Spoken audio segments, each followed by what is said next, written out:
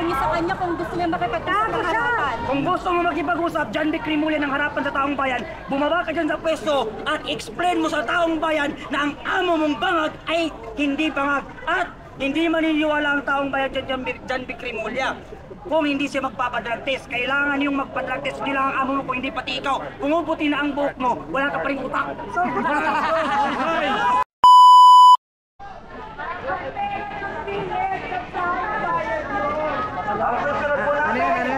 Tatawagan niya yun upang magbigay ng kanyang pahayag. Ay pala may pintuan. Ay mula naman po sa sektor sa mga kababaihan. Palakpakan po natin, wala kita. O hindi, si Amo, Patrio. Palakpakan po natin. Dito, bigyan nyo dito kay Amor. Dito. Yan, nice one. Dito kayo nagpapakahirap ng ganito. Ay, ma'am. Dito kami nakakahalas. Maganda! Klaro ng gobyerno. Wala kami dito, wala kami. Maniwala kayo. Maganda ng buhay namin. Wala kami dito. Hindi kami magsataga dito. Bang. Go. Nagtatago! Rimulya, pisot! Tangina nyo! Magkapatid na Rimulya! Putang ina nyo!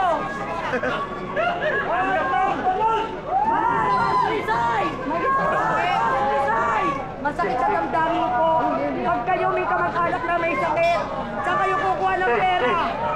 Wala, di ba? September 21, pamig! Magandang hapon, mga kapulisan! Magandang hapon, John Vic Rimulya! Maraming salamat sa pagpunta! Maraming salamat sa akin! For the first time in my life, nakakita ko in person ng taong napakasama. Tama! Ako po si Amor Patrio! Pamig ka! And I am representing the women of the Philippines! Yes! Ako po Ang haba ng isang mo! rape survivor ng isang drug addict sa kaya na pinoprotektahan nyo dyan sa Malacanang. Ang haba ng... Tinatanong ko ang ating mga kapulisan, paano nyo nakakatin protektahan ang isang drug addict na leader? Siya at ang mga kagaya niya kung bakit may isang ako at may libo-libo at milyon-milyong ako na nagsasuffer sa psychological trauma na dulot ng mga drug addict, mga lulong sa droga. Kailangan na maging pugad ng mga magnanakaw at mga drug addict ang palasyo na para sana sa sambayan ng mga Pilipino. Iiwanan ko ang isang tanong sa inyo, hanggang kailan kayo susunod sa utos ng isang drug addict na leader? May silbi at may payo ang paninindigan at pagsisilbi nyo kung ang sinusunod nyo ay demonyo, magnanakaw at long-term drug users.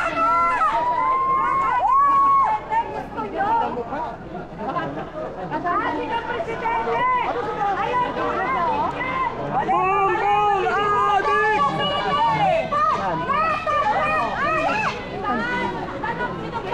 Siguro Rimulya ginagagit din! Maraming salamat po. Palakpakan po natin ang sektor ng mga kapulisan. Adyan si ano, si John Vic. Meron po. At ngayon naman, bigyan po natin ang pagkakataon ng mga kapulisan sa bigay ng pahayag. John Vic, tangin na mo! Tinatawagan po natin si Professor Doris Malong. Palakpakan po natin.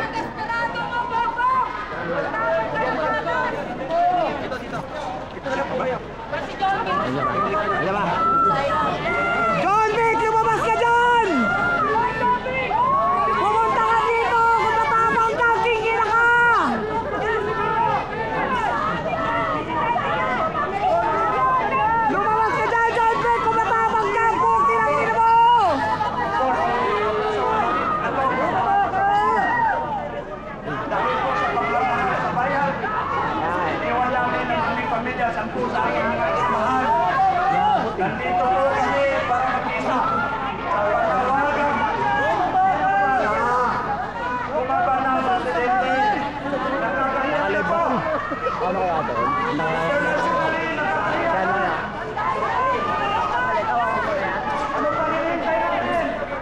Hindi, wala akong pagkakas.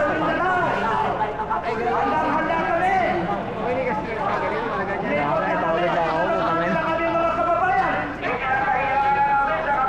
Kung sakali man, hindi rin titino! John Vic, tangina mo!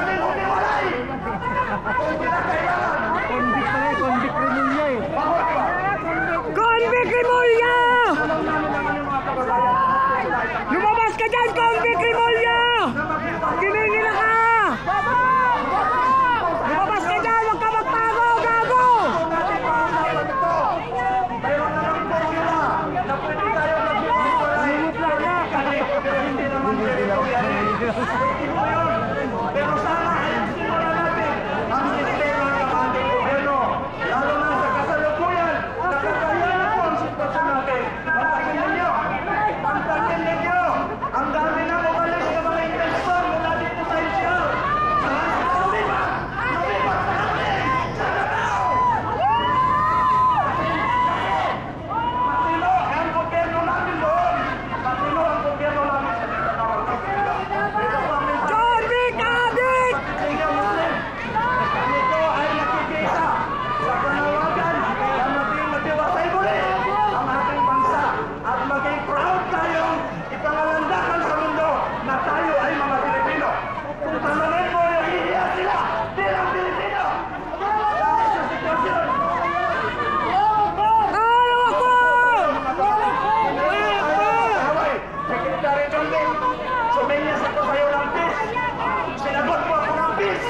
Magkakasama tayo dito. Magkakapatid po tayo dito. Pero kilala niyo kami. Sino kami mga taga Mindanao? Mayroon kami ang isang salita. Sana po, karolangan natin sa Diyos na magkakaisa tayo muli. At gagabayan tayo muli. Mamulat yung mga leader natin. Mamulat sila. At sana po ay pupunta tayo sa isang direksyon na kung saan nagkakaisa po tayo. Tingnan ninyo yung ginawa dito sa atin ngayon. This is a classic example of oppression. Why? Wala ko kaming dalaga.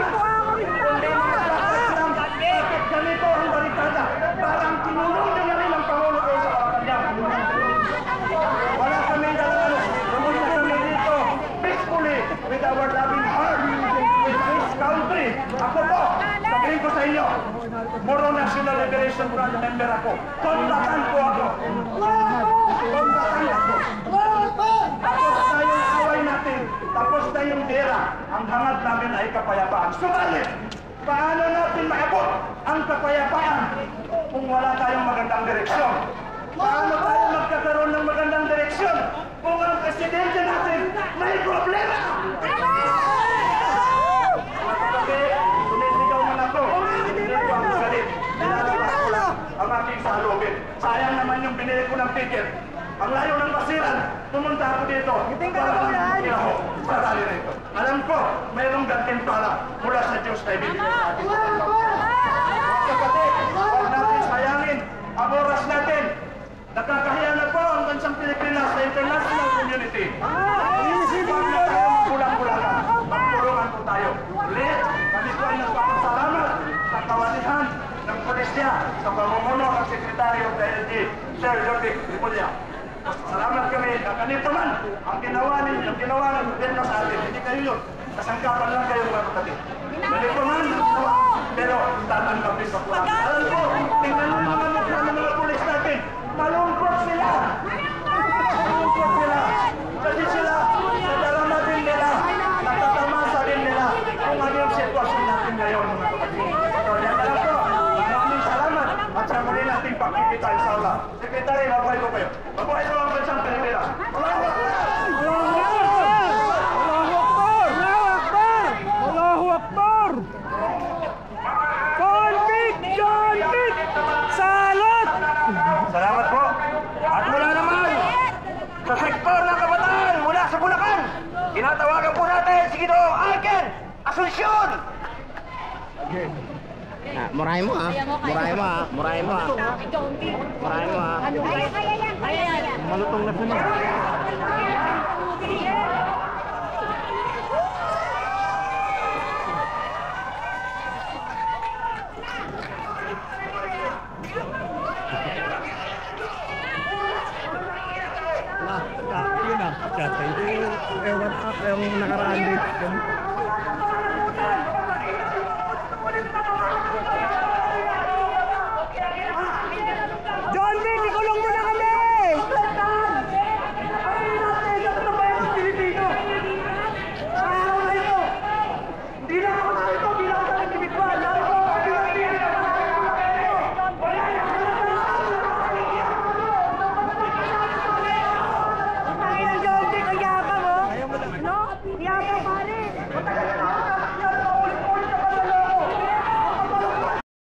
Duterte ay ayaw ng mga dilawan na mangyari na si VP Sara ang maupo na presidente, pero hindi nila alam na sila ang gumawa sa batas na yan na pag lumawa ang isang presidente ay ang vice president ang susunod. Tapos ngayon, ipagsisigawan ng mga kaliwan na pati si Sara ay mag-resign. Bakit?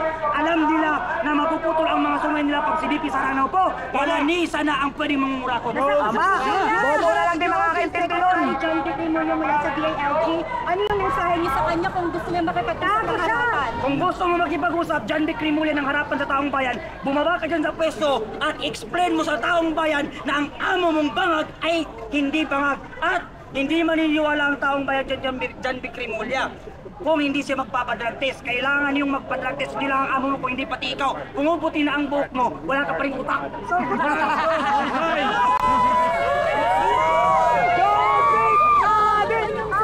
Yung sinasabi ni Senator Amy Marcos, yung Yes. Kung gusto nila na ang taong bayan ay maniwala pa sa kanila, kailangan nilang gawin yon para maipakita taong bayan totoo na ang binibintang sa kanila ay hindi totoo. nagsasagawa na yung ICI ng investigasyon sa mga Ang taong bayan, walang paniniwala sa ICI. Bakit? Ang ICI, ginagawa nila ngayon ng state witness, si Martin Romualdez, na alam naman natin na si Martin Romualdez ay isang malaking magnanakaw. At ang ICI ay isang bayad na departamento ni Bongbong Marcos na hindi maglalabas ng katotohanan. Naniniwala ba kayo na hanggang Pasko meron pang makukulong, madadagdagan pa? Sunod-sunod na yan! Sunod-sunod na yan at ang pangarap ng taong bayan ay si Bongbong Marcos ang makukulong pati si John D. Cremulya. So sila ba yung sinasabi niyo malakas? Yes, si Bongbong Marcos ay isang malaking balye ng pating. Napakalaki ng mga sungay. Siya yung tulo ng mga pagkanako sa ating bansa. Alam nyo, kaya ko sinasabi na si Bongbong Marcos ang pinakaulo ng mga kurakot. Kaya ko sinasabi na si Bongbong Marcos ay isa sa pinakaulo ng kurakot dahil siya ang ubang-aproba sa lahat ng project at sa lahat ng budget. Si Bongbong Marcos ang pumipirmaan yan bago mapunta rin sa Senado ng mga kurakot. Mga sinabi si dapat paniwalaan ng Yes! taong bayan. Dapat nating paniwalaan dahil si Zaldi ko ay isa sa mga kurakot at nagnako sa pera ng bayan. Ngayon, si Zaldi ko lang mga makakapagturo kung sino ang mga kasabwat at sino ang leader nila sa mga pagnanakaw. At kinuha mismo doon, si Bongbong Marcos ay sangkot sa pagnanakaw sa ating pera. So yung panawagan nyo ngayon, bumaba sa pwesto. Yes! Lahat? Yan ang panawagan namin. Kung hindi makapal ang pagmumukha mo, Bongbong Marcos, bumaba ka na sa pwesto dahil buong sambayan ng Pilipino ang nagsisigaw ng Marcos resign. Kaya dapat ka na bumaba sa pwesto mo. Yan! Kung gusto mo na mahal mo ang taong bayan at mapaganda ang ating bansa, mas mainam na bumaba ka sa pwesto para maging peaceful ang ating bansa. Dahil nakakaya sa lahat ng mga Pilipino at nakakaya sa ibang bansa na ang ating bansa ngayon ay kurakot at ang namumuno sa atin ay wala sa tamang pag-iisip. Ano nyo ginagawang rally, protest rally dito sa Recto? Masusundan pa ba ito? Yes, masusundan to hanggat hindi bumababa at napapakulong ang mga politikong sangkot sa anomalya. Pero hindi naman magagaya na nangyari sa September 21 protest rally na nagkaroon ng mga komunista So, hindi natin yun gagayahin pero hindi natin sila mapipigilan kung kaya gagawin nila yun dahil sa tagal-tagal ng panawagan natin na bigyan ng hustisya at karapatan at naikulong, mapanagot ang mga politiko hanggang ngayon wala pa rin kami nakikita. Kaya kung meron man sa mga grupo o political organization ang gumawa pa nun, hindi namin masisisi dahil yun ay galit nila at dapat lamang yan sa mga politikong magnanakaw. Salamat sir. Mula po kayo saan sir? Mula ako sa Mindanao, kaya kung ang balis nasa lubong ko yung pinapakaya ng NBI. Ayun! Nanonood ako! Ipakita si John D. Cremulya andun! Si John D. Cremulya andun, ipakita niyo! Ayos, John D. ko! Hindi ako pwede makipag-usap sa isang tuta na ulol. Hindi siya bumababa. Kung gusto niya makipag-usap, dito siya bumaba. Kung gusto niya magsutukan pa kami. Yan ang Mindanao. Salamat. Maraming salamat. Maraming salamat. Mabuhay tayo mga Pilipino! Mamatay si John B! Pero baka nandito ka lang ba eh. Kapag umarap sa'yo yan, hindi umarap yan. Kaya nga, baka manginig ka. Baka manginig ka. Ay, nakakawin. Baka pag hinarap ka ni John Vic, manginig ka. Mukha siya. Sabihin yan, oh, wala.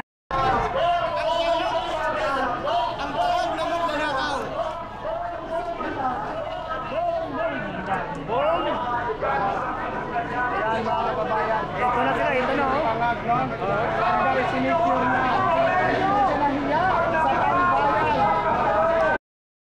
Salamat sir. Hanggang dito ulit. Yes! Mahalin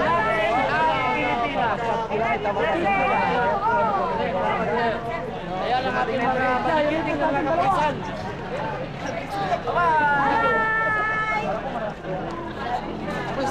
Nani! Ay! Takot na takot. Taong bayan pa lang. Ha? Takot na takot.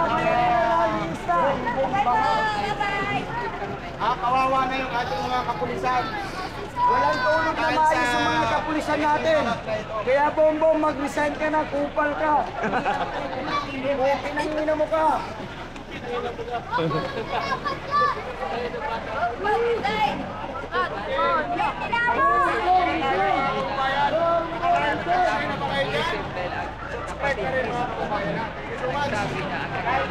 Ang bangat na magkalakaw.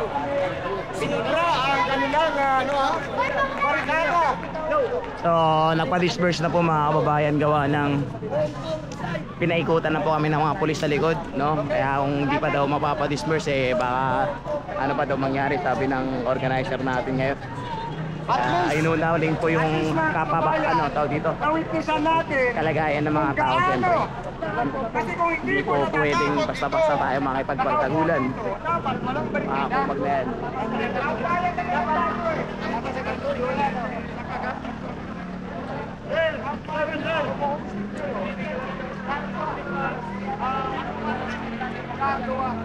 Uy!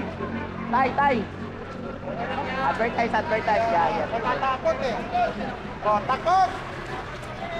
Kitang-kita po, natakot. Ang bayan sa bakit? Takot ang bangat na magdanakaw. Salamat po sa inyo lahat. Bye-bye.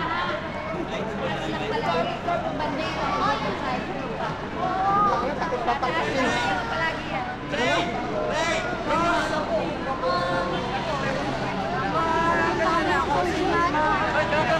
Regardless sa dami na nag-ingay, napaka-importante. Yung tayo lang? Sir, amping sir ah. Dito lang. Ay, ako mo.